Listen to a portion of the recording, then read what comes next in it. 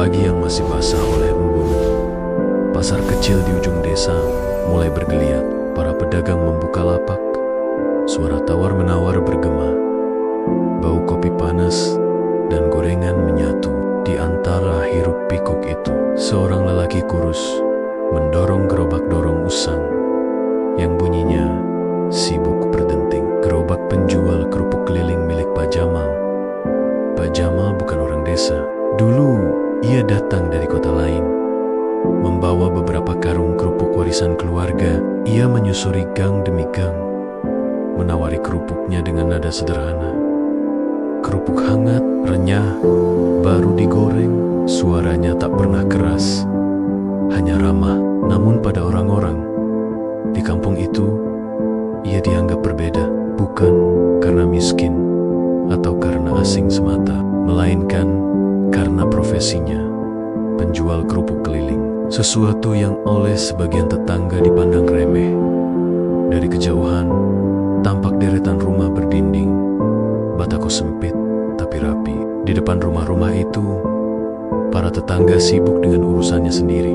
Mereka menatap Pak Jamal dengan pandangan dingin ketika ia melintas. Ajeng, ibu RT yang dikenal vokal, sering menyuruh Anokainania menjauh ketika gerobak kerupuk lewat. Jangan dekat-dekat, nanti kotor, katanya setengah bercanda, setengah meremehkan. Kalimat itu sepele bagi sebagian orang, terasa menusuk bagi Pak Jamal. Setiap kali mendengar gumaman atau tawa yang memecah dari balik pagar, dada Pak Jamal sesak. Ia menunduk, memutar gerobaknya. Lalu terdengar lagi suara kecil. Jangan ambil yang banyak, nanti tidak muat di keranjang. Anak-anak itu menatapnya seakan mengawasi makhluk asing. Sekali waktu, seorang bapak tua menutup pintu rumahnya rapat-rapat saat Pak Jamal lewat, seolah takut dicemari hanya karena ia berdagang keliling. Namun bukan hanya pengucilan yang membuat hari-hari dia berat. Menjelang siang, ketika matahari mulai tinggi, gerobak itu terasa berat, bukan karena beban kerupuknya, melainkan karena pikiran Pak Jamal. Ia teringat istrinya, Almi, yang sudah lama pergi menghadap Sang Pencipta. Sejak saat itu, hidupnya berubah sepi. Anak semata wayangnya, Lili, masih kecil dan pendiam. Lili sering berdiri di samping gerobak sambil memainkan kelerengnya. Ia tahu ayahnya tak pernah mengeluh di depan anak, namun matanya menampakkan letih. Kehidupan sehari-hari mengasah kesabaran Pak Jamal. Ia bangun sebelum subuh, menyiapkan adonan, menggoreng kerupuk satu persatu, memastikan rasanya renyah. Ia tahu selera orang manis sedikit, asin secukupnya. Karena itu, ia selalu menambahkan sedikit kecap manis di beberapa bungkus sebagai tanda terima kasih kepada pelanggan setia. Ada ibu-ibu penjual sayur yang setiap hari membeli beberapa bungkus. Meski mereka tak ramah pada umumnya, pada Pak Jamal mereka kadang tersenyum samar. Di balik senyum tipis itu, ada sebuah kegigihan yang tak terlihat oleh banyak orang. Ketika malam datang dan semua lampu rumah sudah padam, Pak Jamal memeriksa buku kecilnya. Di sana tercatat pengeluaran dan pemasukan, angka-angka yang tak pernah imbang, tetapi terus diperjuangkan. Ia menghitung bahan baku esok, bahan bakar, sedikit tabungan untuk Lili yang masih sekolah. Ia tak pernah menulis ungkapan putus asa di kertas itu, hanya angka-angka dan beberapa catatan pendek. Jaga api agar tidak gosong, hemat minyak. Suatu hari, ketika hujan, rintik-rintik turun dan jalanan menjadi licin, gerobak kerupuknya terselip di depan masjid kecil. Orang-orang menutup pintu, bergegas berlari, mencari pelindung. Pak Jamal menunggu di bawah selasar masjid, menempelkan gerobak pada tiang. Di sana, ia bertemu dengan seorang pemuda, Budi, yang dulunya pernah memperhatikan gerobak itu dari jauh. Budi, ia tak menyingkir, malah menolong mendorong gerobak agar tidak tergelincir. Nanti minyak tumpah, Pak, katanya singkat. Budi bukan orang kaya, tetapi ia punya rasa empati yang besar. Pertemuan-pertemuan kecil seperti itu, meski jarang menjadi penopang bagi Pak Jamal, ia mulai mengenali wajah-wajah yang mau berbicara dan memberi ruang. Ada Pak Seno, tukang becak, yang setiap sore membeli sekantong kecil untuk makan malam. Ada juga Nenek Karmin yang selalu memecah 2 bungkus kerupuk, setengah untuk dirinya, setengah untuk anak-anak tetangganya. Mereka bukan orang yang memusuhi, mereka adalah simpel-simpel kecil yang menyalakan harapan. Di sisi lain, ejekan dan pengucilan terus berulang. Seorang tetangga muda bernama Rizka pernah menaruh sepotong kain kotor di gerobak ketika Pak Jamal lewat, lalu tertawa bersama teman-temannya. "Lihat, kerupuknya bau kampung," katanya. Kata-kata itu menyebar cepat, seperti kacang yang jatuh ke tanah dan tergulung angin.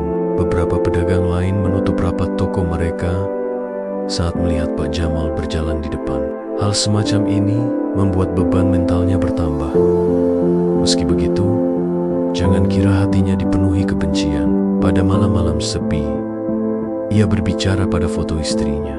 Ia memohon agar Lili tumbuh menjadi anak yang kuat. Ia mengajarkan Lili tentang kebaikan kecil, memberi senyum kepada orang yang tidak ramah, membalas ejekan dengan kerja keras, memperbaiki diri sendiri terlebih dahulu sebelum menuntut orang lain berubah. "Kerja yang baik, nak," katanya pada Lili. "Jangan karena kata mereka kau berhenti bermimpi." Satu hal yang sering menjadi penghibur adalah ketika anak-anak kecil memanggilnya dari jauh, "Pak Jamal, Pak Jamal, kerupuknya ada rasa apa hari ini?" Mereka tak menanyakan asalnya, hanya rasa. Itulah momen ketika rasa malu lenyap, diganti oleh kebanggaan kecil yang sederhana. Ia tak peduli bila yang tertawa adalah orang dewasa. Tawa anak-anak selalu membuat hatinya hangat. Perjuangan hari-hari itu tak melulu soal bertahan hidup. Ia juga bergerak perlahan, memenuhi kebutuhan pendidikan Lili. Setiap rupiah yang bisa dihemat ia sisihkan untuk buku dan alat tulis. Lili, walaupun malu, belajar giat. Guru sekolah sering memuji ketekunannya. Suatu hari, ketika Lili membawa pulang tugas yang penuh bintang, Pak Jamal memeluknya erat. Air mata yang lama disimpan akhirnya jatuh, bukan karena sedih, tetapi karena haru. Sebuah pengakuan bahwa jerih payah mereka memiliki arah. Lokasi desanya sendiri memiliki dinamika sosial yang pelik. Ada keluarga-keluarga berdarah lama yang menempati rumah besar di dekat balai desa. Mereka adalah penentu opini. Kata mereka bisa membentuk arus ucapan orang lain. Ketika berita kecil beredar bahwa seorang pendatang, penjual kerupuk, mendapat uang sedikit lebih banyak karena penjualan luar biasa pada suatu hari, komentar negatif pun bermunculan. Kenapa ia bisa laku? Pasti ada cara kotor. Tanpa dasar, opini itu menimbulkan hawa dingin. Orang-orang yang tadinya hanya acuh mulai bergunjing. Dalam kondisi seperti itu, Pak Jamal memilih diam. Ia tahu berbicara lantang tidak akan memutus arus gosip. Lebih baik membiarkan kerja yang berbicara. Dan kerja memang mulai berbicara dengan caranya sendiri. Bukan secara spektakuler, melainkan perlahan. Ada hari-hari ketika ada permintaan pesanan untuk acara kecil. 1 karung kerupuk untuk pengajian, 2 karung untuk arisan. Ia kerjakan semua itu dengan telaten. Ia juga mulai bereksperimen, menambah varian rasa agar kerupuknya berbeda, menambah sedikit bumbu rujak pada beberapa potong, menabur bawang goreng pada yang lain. Ide-ide itu lahir di dapur kecilnya, ditemani Lili yang menata bungkus. Namun babak pertama kehidupan belum menggeliat ke kemenangan. Disinilah bab 1 berakhir, bukan dengan titik akhir, melainkan jeda. Kita melihat seorang lelaki yang kerap diasingkan oleh lingkungan, yang menerima hinaan dan cemoohan, namun menolak menyerah. Kita melihat secercah kebaikan dari beberapa orang yang menolong tanpa banyak menilai. Kita juga melihat bibit-bibit keras yang tersemai di tanah liat kehidupannya. Inovasi kecil pada rasa, pesanan-pesanan yang mulai muncul, dan jiwa yang tak mudah patah di malam yang sepi itu. Ketika lampu-lampu rumah padam, satu persatu, Pak Jamal menutup gerobaknya di depan rumah kayu sederhana mereka. Lili sudah tidur pulas, memeluk boneka kecilnya. Pak Jamal duduk sejenak di anak tangga, sambil menatap langit yang berhiaskan bintang. Ia mengangkat wajahnya, menghembuskan napas panjang, lalu berbisik pelan, "Besok, kita coba yang baru." Kata-kata itu adalah janji, bukan janji kepada orang-orang yang meremehkannya, melainkan janji pada diri sendiri dan pada anaknya. Janji bahwa mereka akan terus bergerak, meski langkahnya lambat dan penuh rintangan. Aroma tanah basah. Di rumah kecil di ujung gang, Pak Jamal sudah bangun sebelum ayam jantan berkokok. Api di tungku dapurnya menyala pelan, menghangatkan ruangan yang penuh dengan bau khas adonan kerupuk. Sementara itu, Lili masih terlelap dibalut selimut tipis. Hari-hari Pak Jamal selalu dimulai seperti ini, sederhana, teratur, dan penuh ketekunan. Ia menakar tepung tapioka, mencampurnya dengan bawang putih halus dan sedikit garam. Suara sendok kayu yang mengaduk adonan berpadu dengan bunyi kayu terbakar. Meski tubuhnya letih, semangatnya belum padam. Ia tahu satu hal, kerupuk bukan hanya dagangan, tapi jalan hidupnya. Setelah adonan siap, ia menjemurnya di atas tampah bambu. Sinar matahari pagi menimpa butiran-butiran putih itu, membuatnya mengeras perlahan. Dalam benaknya ada harapan kecil. Semoga hari ini dagangan lebih laris. Namun, seperti biasa, kehidupan tak selalu semulus niat. Di jalanan masih ada tatapan sinis. Beberapa ibu-ibu menutup pintu. Beberapa anak muda menertawakannya dari jauh. "Wah, si kerupuk lewat. Jangan-jangan dia mau buka toko mewah di pasar ya?" Canda salah satu di antara mereka dengan nada mengejek. Pak Jamal hanya tersenyum. Dalam hatinya ia bergumam, "Kalau Tuhan berkehendak, mungkin iya. Siapa tahu benar aku buka pabrik nanti." Tapi ia tak pernah membalas, karena ia percaya diam kadang lebih lantang dari 1000 kata. Perubahan kecil dari sebuah ide. Beberapa minggu kemudian, Pak Jamal mulai punya kebiasaan baru. Setiap malam, setelah Lili tidur, ia duduk di teras dengan buku catatan kecil dan pensil tumpul. Di sana, ia menulis ide-ide sederhana. Kerupuk rasa bawang lebih banyak diminati. Coba jual ke warung nasi, kemasan lebih rapi agar terlihat bersih. Ide-ide itu lahir dari pengamatan kecil. Ia perhatikan siapa yang membeli, siapa yang tidak. Ia perhatikan pula bagaimana kerupuknya cepat lembek kalau tidak disimpan baik. Dari situ ia belajar mengeringkan lebih lama dan mengemasnya dalam plastik tebal. Suatu hari, ia memberanikan diri datang ke warung makan di pinggir jalan raya milik Bu Rini. "Bu, saya mau titip kerupuk. Kalau laku, nanti saya ambil hasilnya seminggu sekali." Bu Rini menatapnya lama, lalu mengangguk. "Coba saja Jamal. Kalau rasanya enak, pasti orang cari lagi." Itu adalah titik awal perubahan kecil dalam hidupnya. Kerupuk titipan Pak Jamal ternyata cepat laku. Pembeli warung sering memuji kerenyahannya. Bahkan ada yang datang khusus hanya untuk membeli bungkus kerupuk tambahan. Dari situ, Bu Rini memberi semangat. "Kamu harus buat lebih banyak, Mal. Ini laku loh." Pak Jamal pulang dengan senyum yang belum pernah muncul selama berbulan-bulan. Ia menceritakan semuanya kepada Lili sambil menyalakan lampu minyak kecil.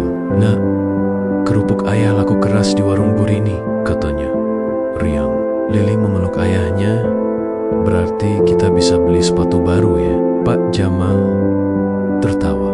"Iya, nanti kalau sudah ada lebih, kita beli yang bagus, biar kamu makin semangat sekolah." Kerja keras yang tak kenal lelah. Sejak hari itu, hidupnya berubah arah.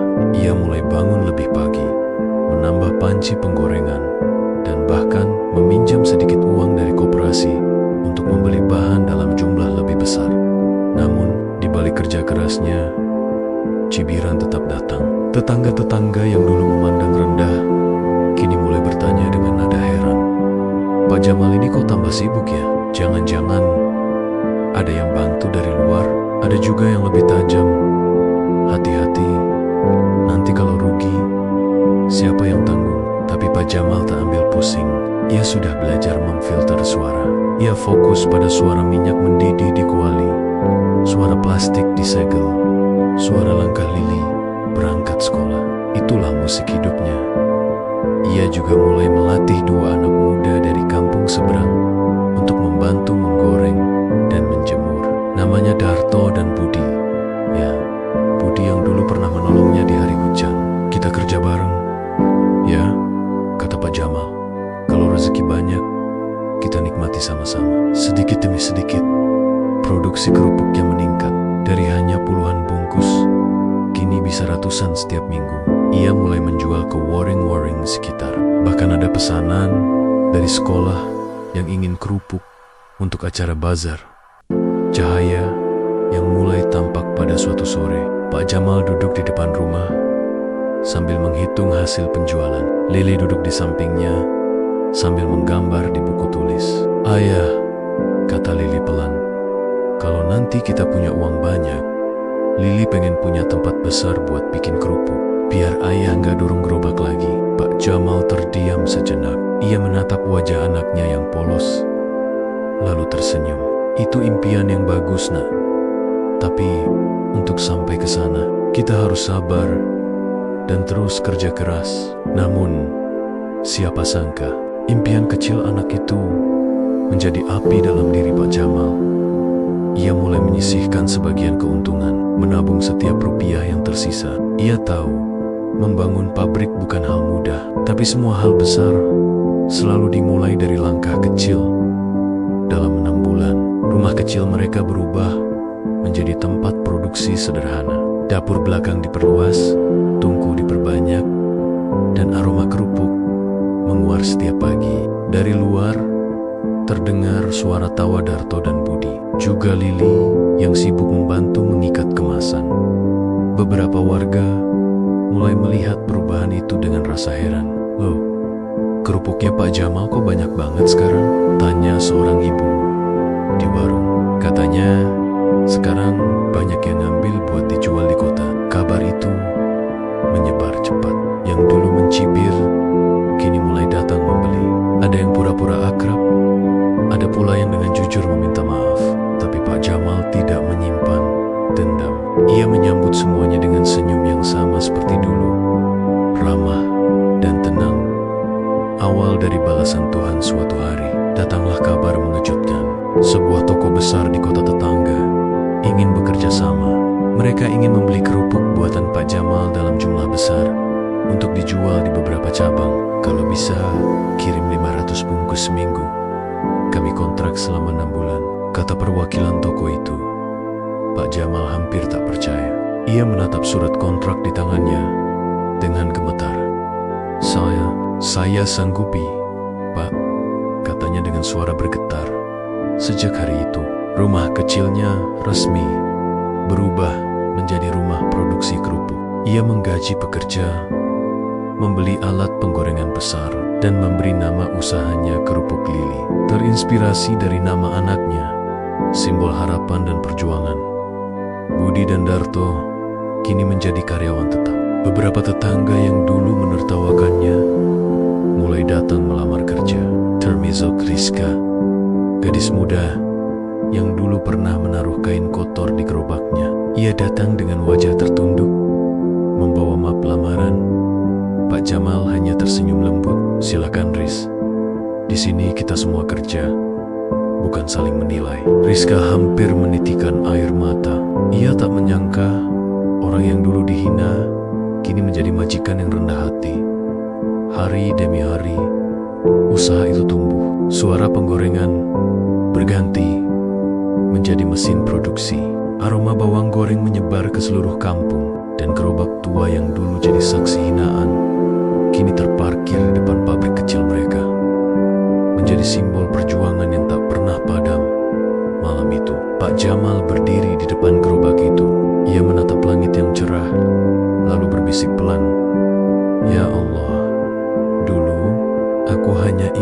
bisa bertahan hidup, tapi engkau beri lebih dari itu. Engkau beri kehormatan. Lili datang menghampiri, menggenggam tangan ayahnya. Ya, sekarang mimpi Lili jadi kenyataan kan?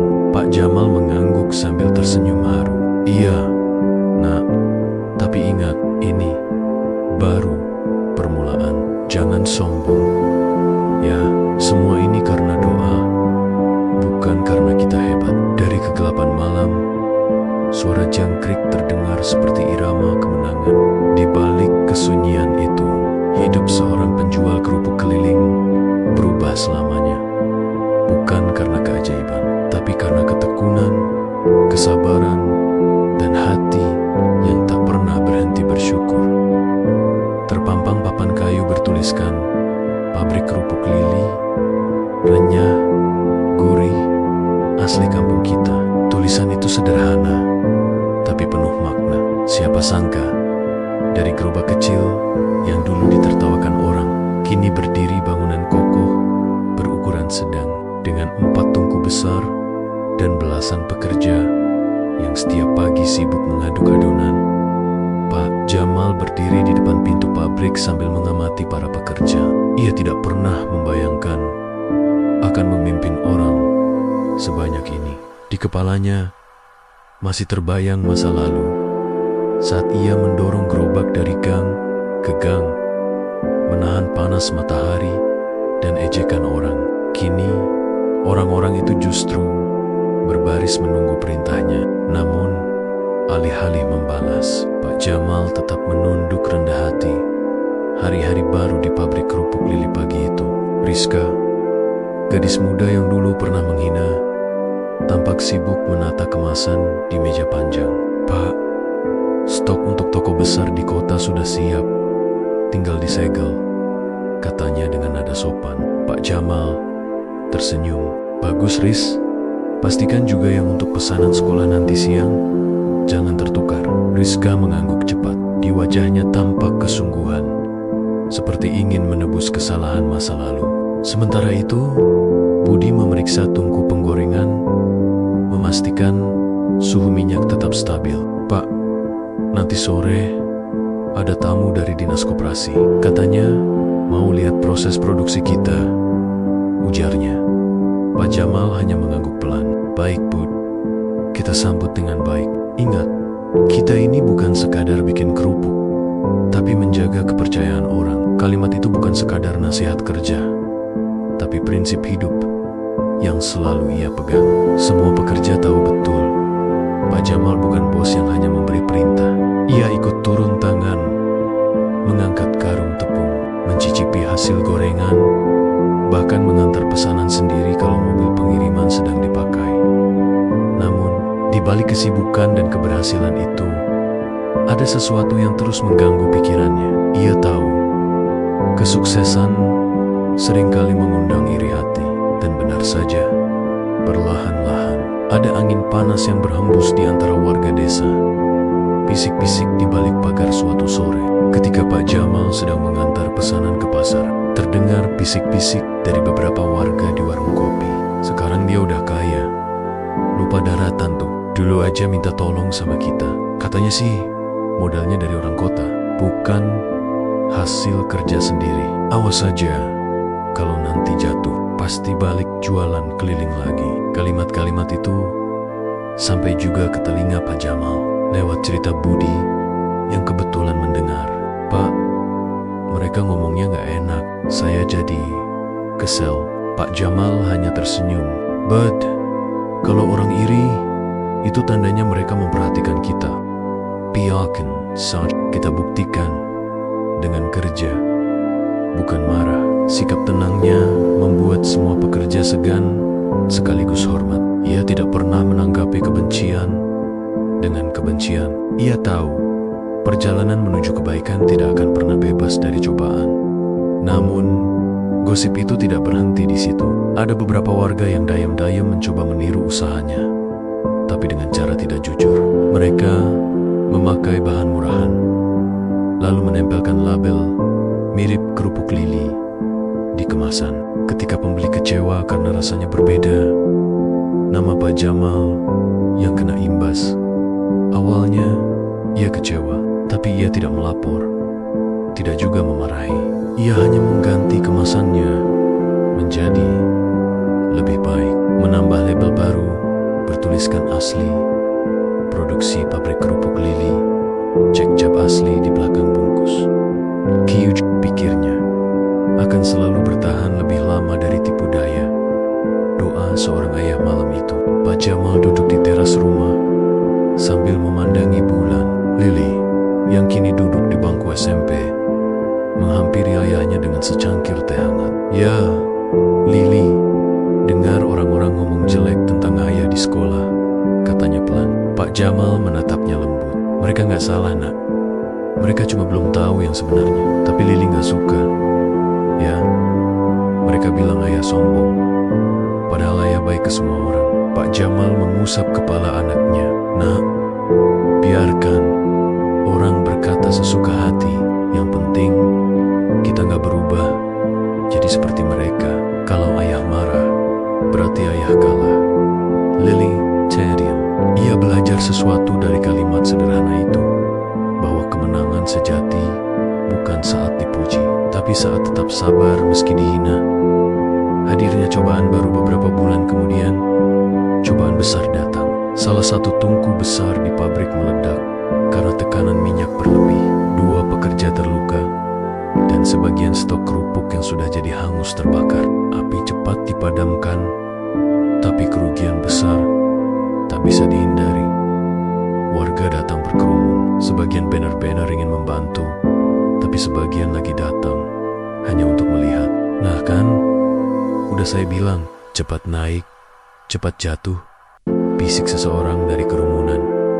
Namun yang mengejutkan, justru para karyawan yang dulu diremehkan, termasuk Rizka dan Budi, yang tetap berdiri di sisi Pak Jamal.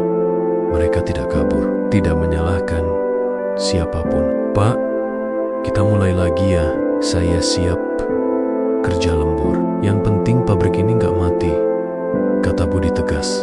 Betul Pak, tambah Rizka. Kami ikut ayah Lili dari nol. Masa sekarang mau nyerah?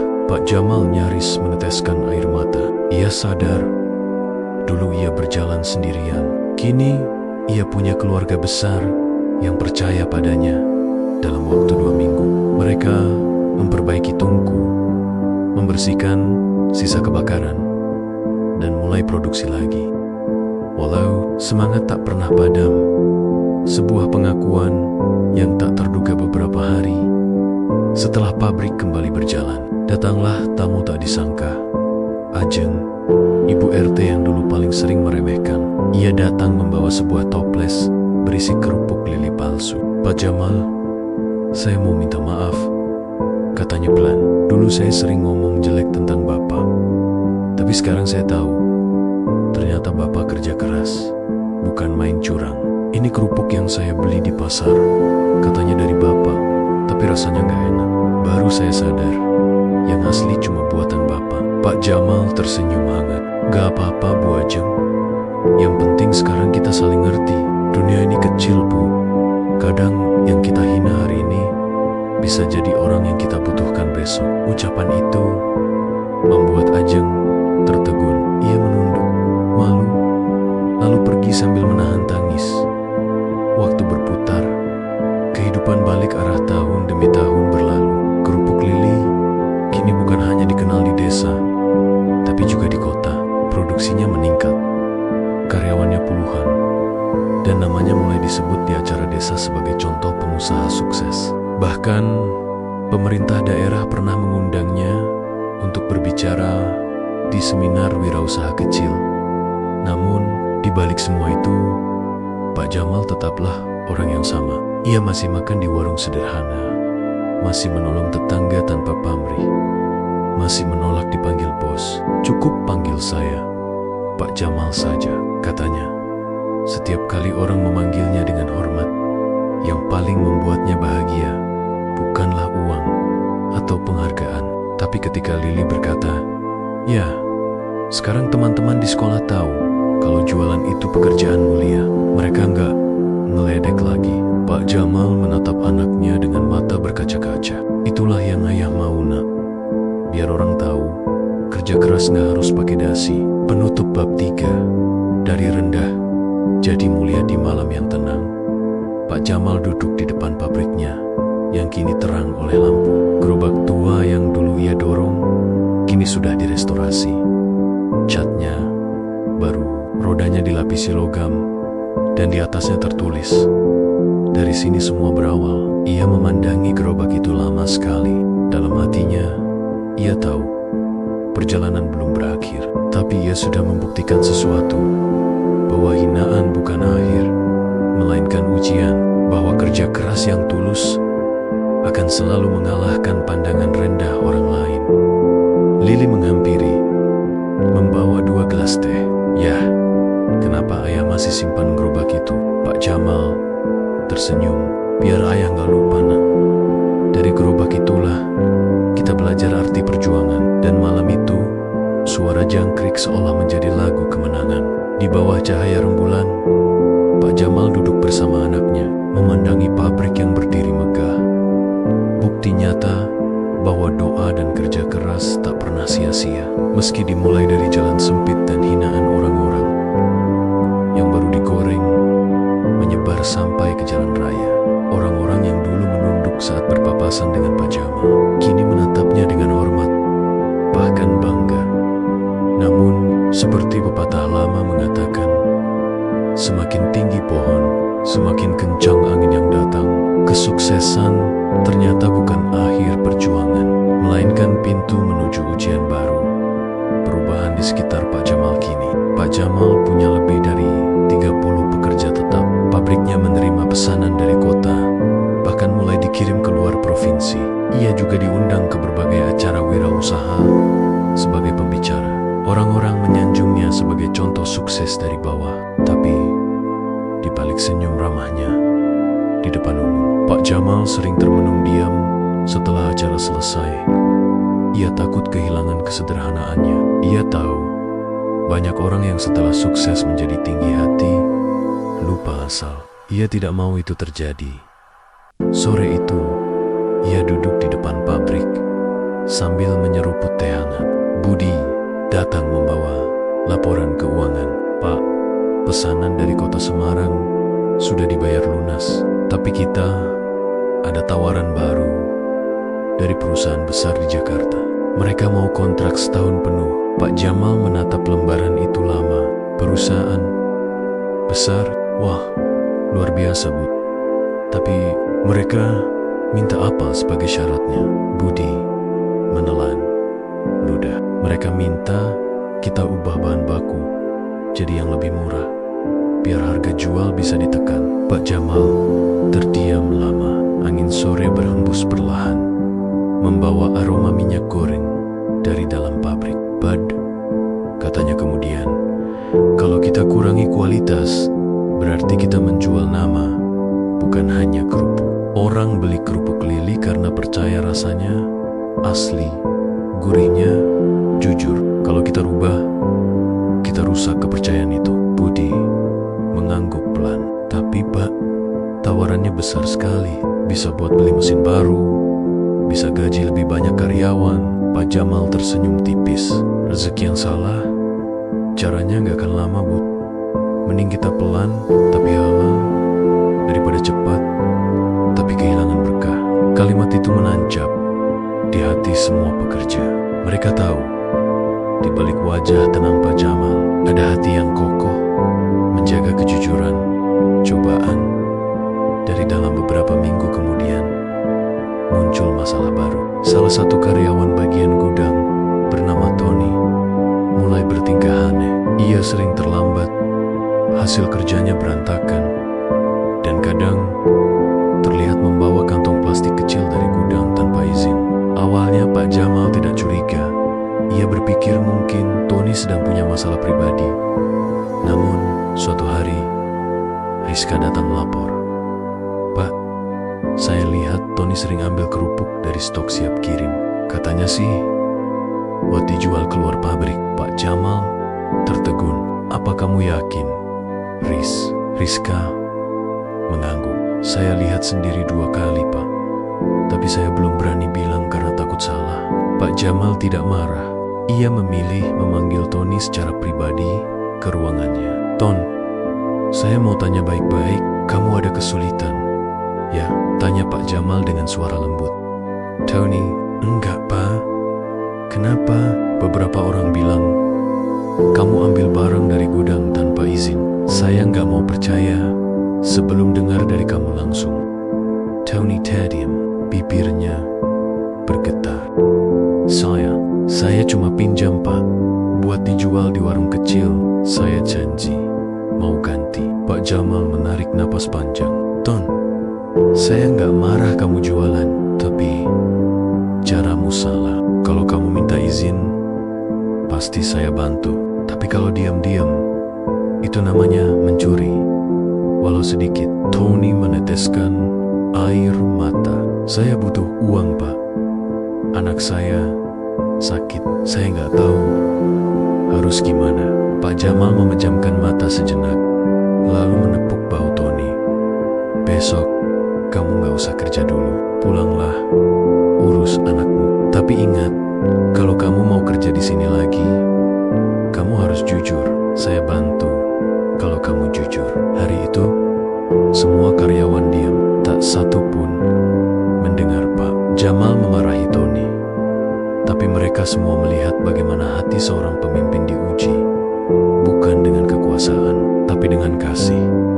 Badai yang lebih besar. Beberapa bulan setelah kejadian itu, badai sebenarnya datang. Harga minyak goreng melonjak tajam di seluruh negeri. Biaya produksi naik 2 kali lipat. Pesanan dari luar kota menurun karena harga jual ikut naik. Beberapa pelanggan besar mulai berhenti memesan. Pak Jamal duduk lama di ruangannya, memandangi tumpukan tagihan. Apa aku harus berhenti sebentar? Gumamnya lirih. Budi masuk membawa secangkir kopi. Pak, kalau kita berhenti produksi sementara, pekerja bisa kita rumahkan dulu daripada rugi terus. Pak Jamal menatapnya dalam-dalam. Ben, kamu tahu kenapa dulu aku terus jualan walau ditertawakan? Budi menggeleng. Karena kalau aku berhenti, bukan cuma aku yang kehilangan penghasilan, tapi anakku juga kehilangan harapan. Sekarang, kalau kita berhenti, puluhan orang kehilangan kerja. Aku nggak sanggup lihat mereka kelaparan. Budi terdiam, matanya berkaca-kaca. Jadi Pak, kita lanjut walau rugi. Pak Jamal tersenyum. Kita cari jalan lain, bukan berhenti. Malam itu, ia tidak tidur. Ia duduk di teras sambil menulis di buku catatan tuanya. Buku yang dulu selalu ia isi saat masih keliling jualan. Kurangi biaya, tapi jangan kurangi kejujuran. Cari inovasi baru, tulisnya. Keesokan harinya, ia punya ide. Ia menciptakan varian baru, kerupuk singkong pedas dan kerupuk rasa jagung bakar dengan bahan lokal yang lebih murah, tapi tetap enak. Ia juga mulai promosi lewat media sosial, dibantu anak muda di desa. Dalam waktu sebulan, penjualan mulai naik lagi. Satu nama, satu arti kerupuk Lili kini tidak hanya dijual di pasar dan toko, tapi juga online. Pesanan datang dari luar kota, bahkan luar pulau. Orang-orang mulai mengenal cerita di balik nama itu. Seorang ayah tunggal yang berjuang dari bawah bersama anaknya, Lili, yang kini duduk di SMA, sering membantu promosi di media sosial. Ia membuat video pendek tentang ayahnya dan pabrik. Dalam video itu, Lili berkata, ayahku dulu dihina karena jualan kerupuk. Tapi ayah bilang, kerja keras itu bukan hal yang memalukan. Malu itu kalau kita malas dan menyerah. Video itu viral. Banyak orang terharu dan mulai memesan kerupuk Lili. Dari situlah usaha mereka bangkit kembali. Bahkan pemerintah daerah memberikan penghargaan usaha inspiratif desa tahun ini kepada Pak Jamal. Saat menerima penghargaan itu, ia hanya berkata pelan di depan mikrofon, saya bukan orang pintar, bukan orang kaya. Saya cuma orang yang gak berhenti mencoba. Kalau kita jujur, Tuhan pasti bantu. Tepuk tangan menggema, tapi Pak Jamal hanya menunduk. Dalam hatinya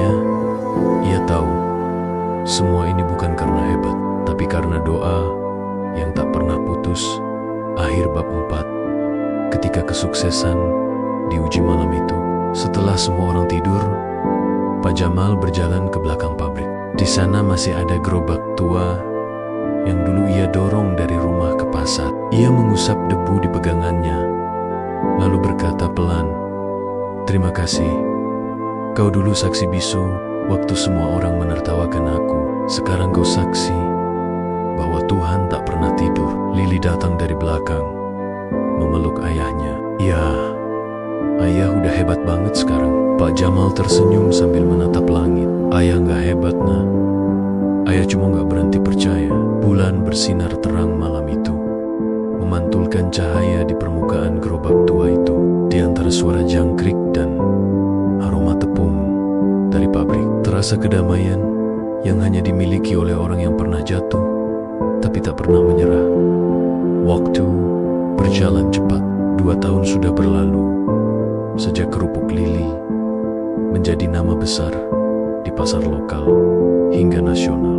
Pabrik Pak Jamal kini berdiri megah di pinggir jalan raya, memiliki puluhan karyawan, 3 mobil distribusi, dan gudang baru. Di depan pintu masuk, terpampang papan besar bertuliskan, "Kerupuk Lili, dari gerobak jadi pabrik jujur, berkualitas, berkah."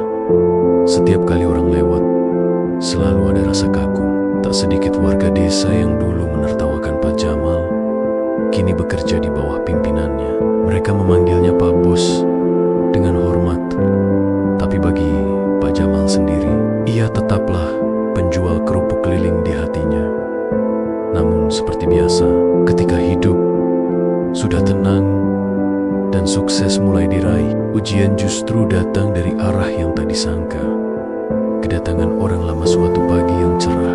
Pak Jamal sedang memeriksa hasil produksi ketika seorang wanita datang ke pabrik. Rambutnya disanggul rapi, pakaiannya sederhana, tapi wajahnya tampak menahan sesuatu antara gugup dan penyesalan. "Permisi, apa benar ini pabriknya Pak Jamal?" tanyanya pelan. Pak Jamal menoleh. "Iya," sedikit terkejut. "Ibu, Bu Siti." Wanita itu menunduk, menahan haru. "Ya, Bu Siti, tetangga yang dulu paling sering mencibirnya, yang dulu bilang jualan kerupuk itu pekerjaan hina, yang dulu melarang anak Kinania bermain dengan Lili karena dianggap anak orang miskin."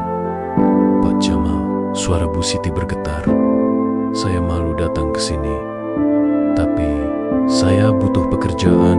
Suami saya sudah lama tidak kerja. Anak-anak saya butuh makan." Suasana mendadak hening. Beberapa karyawan yang mengenali Bu Siti saling pandang, tak menyangka Pak Jamal memandangnya lama. Ada rasa getir yang muncul. Dulu wanita itu melukai hatinya berkali-kali, tapi kini berdiri di depannya, menunduk, meminta tolong. Namun, hati Pak Jamal bukan hati yang penuh dendam. Ia tersenyum kecil dan berkata lembut, "Bu, di pabrik ini nggak ada yang dipermalukan. Kalau ibu mau kerja sungguh-sungguh, saya sambut. Tapi di sini, semua sama. Nggak ada mantan musuh, nggak ada dendam. Cuma ada keluarga yang kerja buat makan halal." Bu Siti meneteskan air mata. "Terima kasih, Pak. Saya janji akan kerja sebaik mungkin." Hari itu, Bu Siti resmi jadi karyawan bagian pengemasan. Siang hari, ketika semua sedang istirahat, banyak karyawan berbisik-bisik, heran karena Pak Jamal mau menerima orang yang dulu menghina dirinya. Budi, sang asisten lama, bertanya dengan nada hati-hati, "Pak, kenapa Bapak nggak marah sama Bu Siti? Dulu waktu Bapak jualan, beliau kan paling nyakitin hati." Pak Jamal tersenyum tenang. "Bet, kalau aku balas hinaan dengan hinaan, bedanya apa aku dengan mereka dulu? Aku kerja bukan buat pembalasan, tapi buat kehidupan. Kadang Tuhan sengaja putar roda biar kita tahu, di atas atau di bawah, semua cuma sementara." Kata-kata itu membuat semua terdiam. Mereka sadar, kebesaran hati itulah yang membuat Pak Jamal berbeda antara uang dan nilai. Beberapa bulan kemudian, kerupuk Lili mendapat tawaran besar dari investor asing. Mereka ingin membeli sebagian saham pabrik, menjanjikan liburan ke luar negeri. Budi dan para staf keuangan begitu antusias. Tapi Pak Jamal tidak langsung menyetujui. Dalam rapat besar, investor berkata, "Kalau Bapak mau kerjasama dengan kami ubah sistemnya.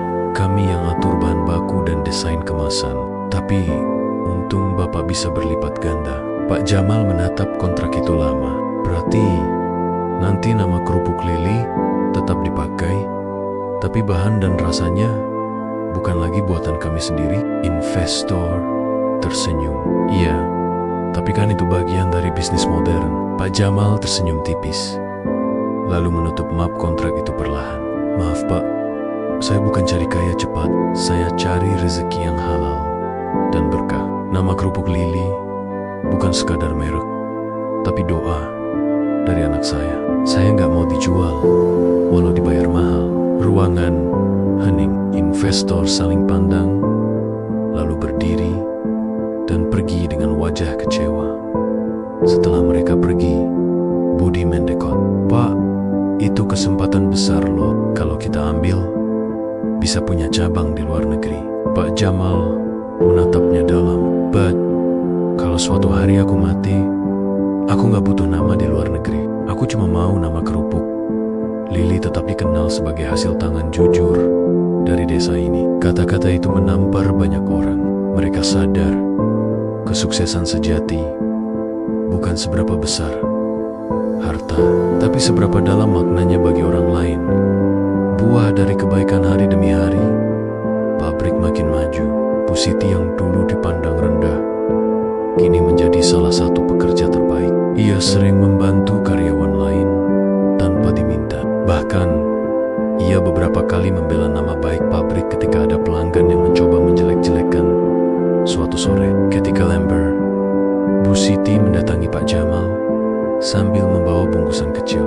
"Pak, ini saya bawa tempe goreng. Bapak suka kan?" katanya tersenyum malu. Pak Jamal tersenyum. "Wah, terima kasih Bu. Nggak usah repot-repot. Saya cuma pengen bilang terima kasih Pak. Dulu saya sombong. Saya lupa kalau kerja keras itu lebih mulia dari omongan orang. Saya nyesel banget dulu pernah hina Bapak," ujarnya sambil menunduk. Pak Jamal hanya berkata pelan, "Bu, yang penting sekarang Ibu sadar dan berubah. Hidup ini nggak tentang siapa yang dulu di atas, siapa yang dulu di bawah, tapi siapa yang tetap baik meski sempat disakiti." Mereka makan tempe goreng bersama di depan pabrik, di bawah langit sore yang keemasan. Bagi Bu Siti, itu bukan sekadar makan, tapi simbol pengampunan.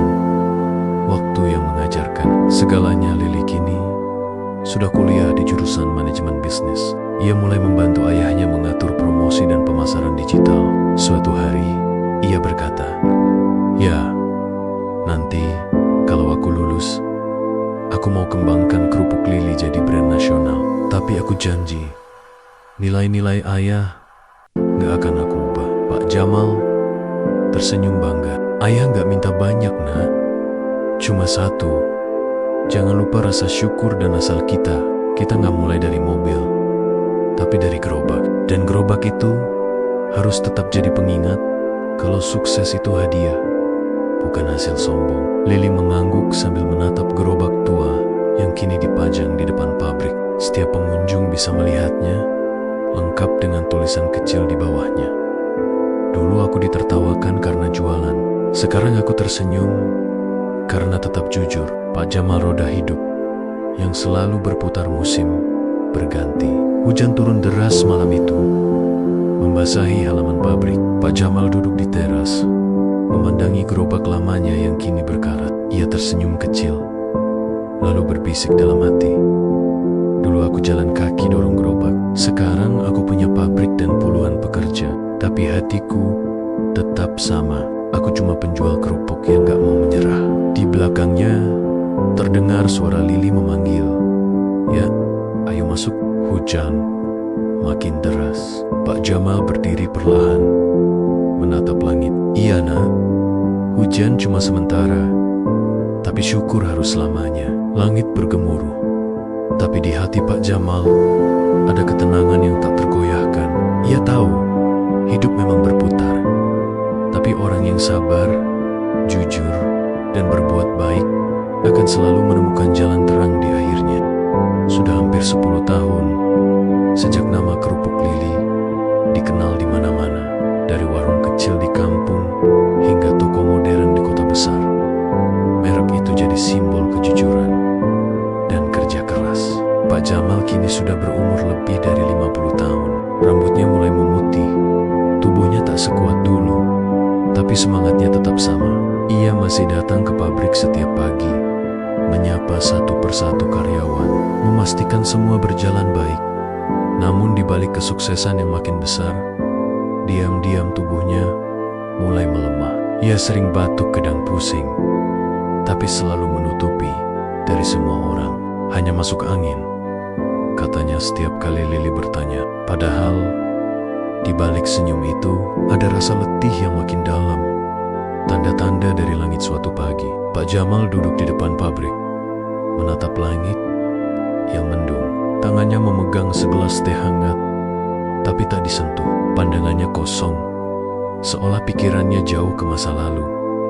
Masa di mana ia mendorong gerobak dari gang ke gang, diteriaki anak kecil, dan diusir dari halaman orang-orang yang dulu merasa lebih tinggi. Budi datang menghampiri, membawa laporan keuangan. Pak, penjualan bulan ini naik lagi. Kita dapat kontrak baru dari toko besar di Surabaya. Pak Jamal menoleh dan tersenyum lemah. Alhamdulillah. Tapi Bud, aku rasa sudah waktunya kamu belajar pegang pabrik ini sepenuhnya. Budi, loh, maksudnya gimana Pak? Aku udah tua Bud. Aku cuma pengen lihat usaha ini tetap hidup meski tanpa aku. Budi menatapnya dengan mata berkaca-kaca. Pak, jangan ngomong gitu. Pabrik ini berdiri karena Bapak. Tanpa Bapak, gak ada kerupuk Lili. Pak Jamal hanya tersenyum. Bud, pohon yang tumbuh tinggi harus bisa hidup tanpa bayangan orang yang menanamnya. Aku cuma pengen kamu dan Lili teruskan perjuangan ini dengan nilai yang sama, jujur, sabar, dan gak sombong. Kenangan yang tak pernah hilang sore itu, Lili datang dari kampus membawa kabar gembira. Ya, aku keterima magang di perusahaan makanan nasional. Mereka tertarik sama model bisnis kerupuk Lili. Kata dosenku, mereka mau jadikan itu studi kasus. Pak Jamal tertawa senang. Masya Allah nak, ayah bangga banget. Namun, di balik tawa itu, ia merasakan sesak di dadanya. Ia tak ingin anaknya khawatir, jadi ia menahan sakit itu sambil terus tersenyum. Malamnya, setelah semua tidur, Pak Jamal berjalan ke halaman belakang. Di sana, gerobak tua yang dulu ia pakai berjualan masih berdiri. Catnya sudah pudar, kayunya mulai lapuk, tapi baginya, gerobak itu adalah saksi hidup. Tempat ia pernah menangis diam-diam, tempat ia pernah berdoa di bawah hujan, dan tempat ia pernah hampir menyerah. Ia menyentuh gagang gerobak itu dengan lembut. Kalau bukan karena doa dan sabar, mungkin aku udah berhenti di tengah jalan, gumamnya pelan. Lalu ia berbisik lagi, Ya Allah, kalau memang waktuku gak lama, jaga anakku, biar dia kuat, biar dia tetap jujur, dan jangan biarkan dia sombong. Air matanya jatuh tanpa ia sadari. Dalam kesunyian malam itu, hanya suara jangkrik dan hembusan angin yang menemani doa seorang ayah yang tulus. Ujian terakhir beberapa minggu kemudian, Pak Jamal jatuh pingsan di tengah pabrik. Semua karyawan panik. Lili dan Budi segera membawanya ke rumah sakit. Setelah pemeriksaan panjang, dokter berkata dengan wajah serius, Pak Jamal kelelahan berat, jantungnya lemah. Ia harus banyak istirahat dan tidak boleh terlalu sering bekerja. Lili menahan tangis. Tapi dok, ayah gak bisa diam. Dia selalu mikirin pabrik. Dokter menatapnya lembut. Kalau terus begini, nyawanya bisa terancam. Tolong jaga beliau. Sejak saat itu, Lili memutuskan mengambil alih sebagian besar tanggung jawab pabrik. Ia dibantu Budi, sementara Pak Jamal hanya memantau dari rumah. Namun, meski tubuhnya lemah, pikirannya tetap bekerja. Ia selalu menulis catatan kecil di buku tuanya, memberi pesan-pesan untuk masa depan. Di halaman pertama buku itu tertulis, "Lili, kalau ayah nanti nggak ada, jangan sedih. Hidup itu harus terus berjalan. Rezeki datang bukan dari pabrik, tapi dari Allah. Dan kalau kamu merasa lelah, lihatlah gerobak tua itu. Di sanalah semua doa ayah tertinggal." Keajaiban dari kesabaran beberapa bulan setelah Pak Jamal jatuh sakit, pabrik sempat menghadapi masalah besar. Harga bahan baku melonjak tajam, dan salah satu mesin utama rusak. Lili hampir putus asa. Ia duduk di ruang kerja ayahnya, menatap foto lama ketika Pak Jamal masih berjualan keliling. Air matanya menetes. "Ya, aku gak sekuat ayah. Aku takut gagal," katanya pelan. Tiba-tiba Budi masuk dan berkata, "Lili, Bapak dulu pernah bilang, orang yang sabar gak akan kalah, karena waktu selalu di pihaknya. Jangan takut, kita bisa cari solusi bareng." Kata-kata itu menyentuh hati Lili. Ia mulai bangkit lagi. Ia menghubungi teman kuliahnya, mencari ide baru, dan akhirnya menemukan cara membuat varian baru kerupuk yang lebih hemat bahan, tapi tetap gurih. Tak disangka, produk baru itu justru laku keras di pasaran. Dalam waktu 3 bulan, pabrik kembali stabil. Dan saat Lili memberi kabar itu ke ayahnya, Pak Jamal hanya tersenyum haru. "Lihat kan, Nak, kalau kamu jujur dan gak menyerah, Tuhan pasti bukakan jalan. Kadang, pintu rezeki itu bukan dibuka, tapi diuji dulu kesabarannya." Perpisahan yang indah waktu terus berjalan. Suatu subuh yang tenang, azan baru saja berkumandang. Lili mengetuk pintu kamar ayahnya untuk membangunkan salat. Tapi tak ada jawaban. Ia masuk pelan-pelan dan mendapati ayahnya tertidur dengan senyum di wajahnya. Tangan masih memegang tasbih. Ya, Lili menggoyangkan bahunya pelan, tapi tak ada gerakan. Air matanya jatuh. Ia tahu ayahnya telah pulang dengan tenang, dalam keadaan bersih dan tersenyum.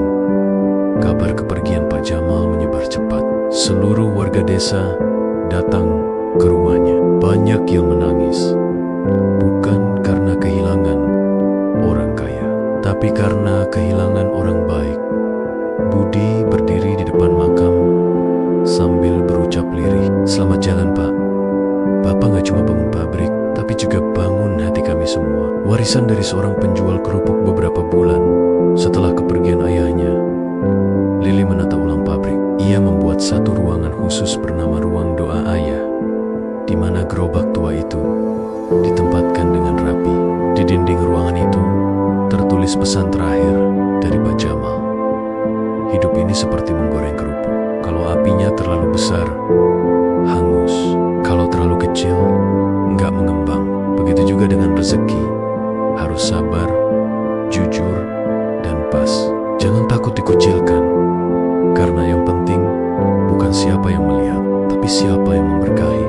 Kini, kerupuk Lili resmi dikelola oleh Lili dan Budi. Mereka terus membawa nilai-nilai yang diajarkan Pak Jamal.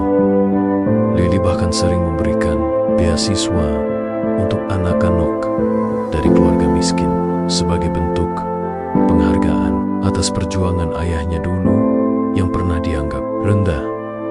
Akhir bab 6. Doa yang tak pernah mati. Suatu sore, Lili berdiri di depan gerobak tua itu sambil menatap langit. Angin berhembus lembut, seolah membawa bisikan ayahnya. Ia berkata pelan, "Ya, Lili janji bakal teruskan semua yang ayah mulai. Aku gak akan lupa kalau semua ini berasal dari doa ayah dan gerobak tua ini."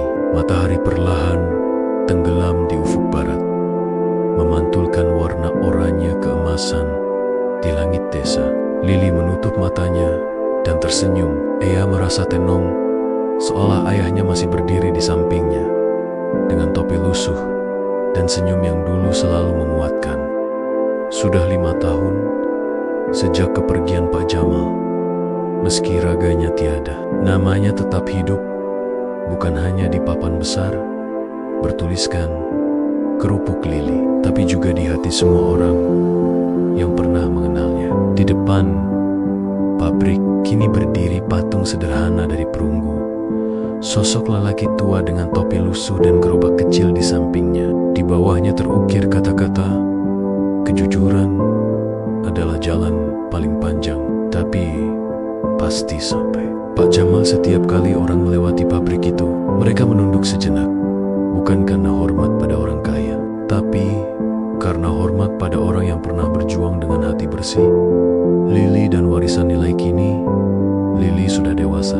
Ia bukan lagi gadis SMA yang dulu membantu ayahnya menjemur kerupuk di halaman. Ia kini seorang pengusaha muda, lulusan universitas ternama, dan pemilik resmi Kerupuk Lili Group yang telah membuka cabang di berbagai daerah. Namun, di balik pencapaian itu, Lili tetap rendah hati. Ia masih memulai harinya dengan berjalan ke pabrik setiap pagi, menyapa para karyawan dengan senyum, seperti yang selalu dilakukan ayahnya dulu.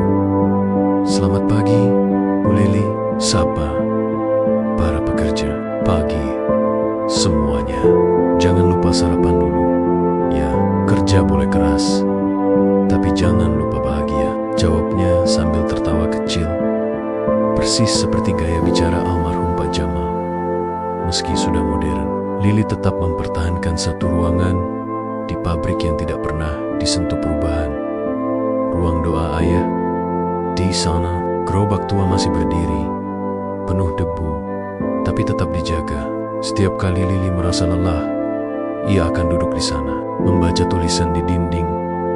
Kalau kamu merasa kecil, ingatlah, dulu ayah mulai dari dorongan pertama gerobak ini, dan setiap kali membaca itu, hatinya kembali kuat. Ujian baru antara ambisi dan arti suatu hari. Lili mendapat undangan untuk mengikuti ajang wirausaha nasional inspiratif di Jakarta. Ia diminta menjadi pembicara, menceritakan kisah perjuangan ayahnya dari penjual keliling hingga pemilik pabrik besar. Acara itu megah, penuh lampu, dan dihadiri pejabat serta pengusaha besar. Tapi di balik rasa bangga, Lili merasa canggung saat tiba gilirannya berbicara di atas panggung. Lili memegang mikrofon dengan tangan bergetar. Selamat siang semuanya, saya Lili, anak dari seorang penjual kerupuk keliling. Ruangan langsung hening. Ia melanjutkan dengan suara yang bergetar. Dulu, ayah saya sering dihina. Orang bilang, kerupuk gak bisa bikin kaya. Tapi ayah saya bilang, kaya itu bukan soal uang, tapi soal hati yang gak menyerah. Suaranya mulai parau saat menahan tangis. Dan hari ini, saya berdiri di sini bukan karena saya hebat, tapi karena doa dan kejujuran seorang ayah yang berjuang diam-diam. Penonton bertepuk tangan, banyak yang terharu, beberapa wartawan meneteskan air mata. Setelah acara selesai, banyak pengusaha besar yang datang menawarkan kerjasama. Tapi Lili hanya menjawab sederhana, kalau kerjasama itu membuat saya lupa nilai ayah, lebih baik saya tolak. Kampung yang kembali hidup beberapa bulan kemudian, Lili kembali ke kampung tempat ayahnya dulu berjualan. Kini kampung itu jauh berbeda. Jalanan sudah diaspal, banyak rumah yang bagus, dan beberapa warga membuka usaha sendiri. Bahkan ada satu sekolah kecil bernama Sekolah Alam Jamal yang didirikan dari sumbangan Lili. Di sana, anak-anak belajar bukan hanya membaca dan berhitung, tapi juga tentang kejujuran, tanggung jawab, dan kerja keras. Setiap pagi, guru-guru mengajarkan anak-anak mengucap doa sebelum belajar. Ya Allah, jadikan kami seperti Pak Jamal yang jujur dan tak menyerah. Di dinding sekolah itu tergantung foto besar Pak Jamal bersama Lili kecil dengan tulisan di bawahnya, ilmu tanpa amal itu kosong, kerja tanpa niat itu hampa. Anak-anak sering datang ke pabrik untuk belajar cara membuat kerupuk. Lili menyambut mereka dengan ramah, mengajari mereka tentang proses pembuatan dan arti dari setiap langkah. Lihat, adonan ini gak bisa langsung digoreng, harus dijemur dulu, katanya sambil tersenyum. Kenapa, Bu? Tanya salah satu anak. Karena kalau pengen mengembang, harus sabar dulu. Begitu juga hidup. Anak-anak itu mengangguk pelan, meski belum sepenuhnya mengerti. Tapi di mata mereka, Lili adalah penerus semangat seorang legenda desa, sang penjual kerupuk keliling yang tak pernah menyerah. Kunjungan yang tak terduga suatu sore, saat Lili sedang menandatangani dokumen di ruang kerjanya, datang seorang pria tua dengan pakaian lusuh, rambutnya beruban, langkahnya pelan, tapi matanya masih tajam. Permisi, Bu, apa saya bisa ketemu Bu Lili? Lili menatapnya heran. Bapak siapa? Ya, pria itu tersenyum pahit. Saya Tony, dulu kerja di pabrik ayahmu waktu masih kecil. Saya orang yang dulu pernah ambil barang tanpa izin. Lili terdiam. Ia ingat cerita itu. Ayahnya tidak pernah memecat Tony, malah menolong keluarganya. Bapak Tony? Iya, Nak. Saya datang mau bilang terima kasih. Waktu itu, ayahmu gak marah. Justru bantu anak saya yang sakit. Sekarang anak itu sudah kuliah kedokteran. Semua karena kebaikan ayahmu. Air mata Lili menetes.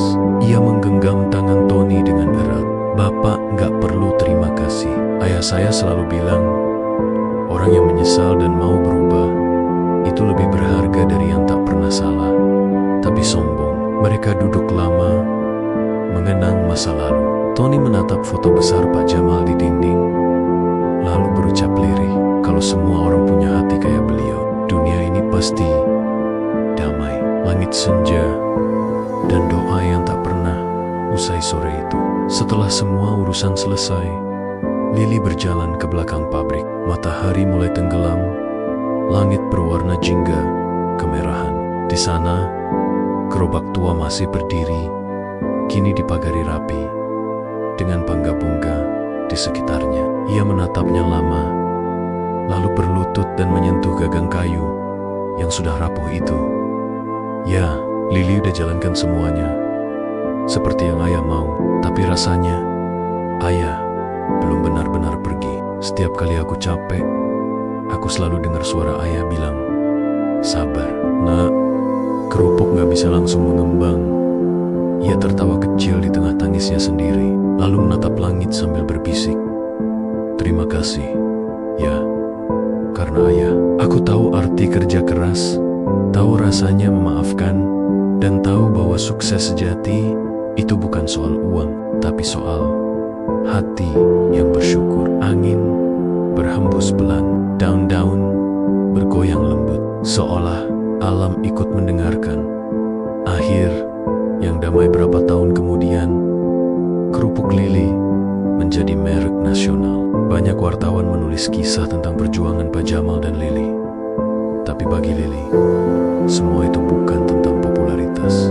Ia lebih senang melihat para karyawan tersenyum saat menerima gaji tepat waktu, atau melihat anak-anak sekolah menikmati kerupuk buatan pabrik ayahnya dengan tawa riang. Suatu malam, Lili bermimpi. Dalam mimpinya, ia melihat ayahnya berdiri di tengah ladang luas, mengenakan topi lamanya, tersenyum sambil mendorong gerobak. Ayah, panggil Lili. Pak Jamal menoleh dan berkata lembut, Nak, jangan takut lelah. Hidup ini cuma perjalanan. Yang penting, jalanmu tetap di arah yang benar. Dan kalau kamu capek, berhentilah sejenak. Tapi jangan pernah berhenti bersyukur. Lalu beliau berjalan menjauh, diiringi cahaya lembut yang menenangkan. Ketika Lili terbangun, air matanya mengalir.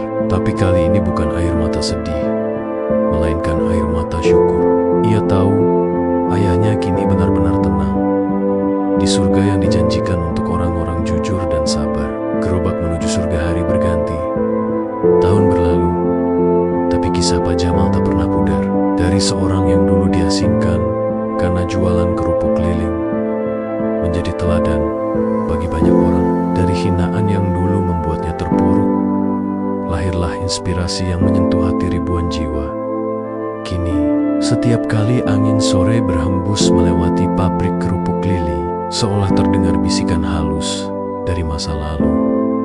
Kerja keras, kejujuran, dan doa, itulah bumbu paling mahal dalam hidup. Dan di bawah langit senja yang tenang, Lili berdiri di depan pabrik, memandang tulisan besar di tembok depan.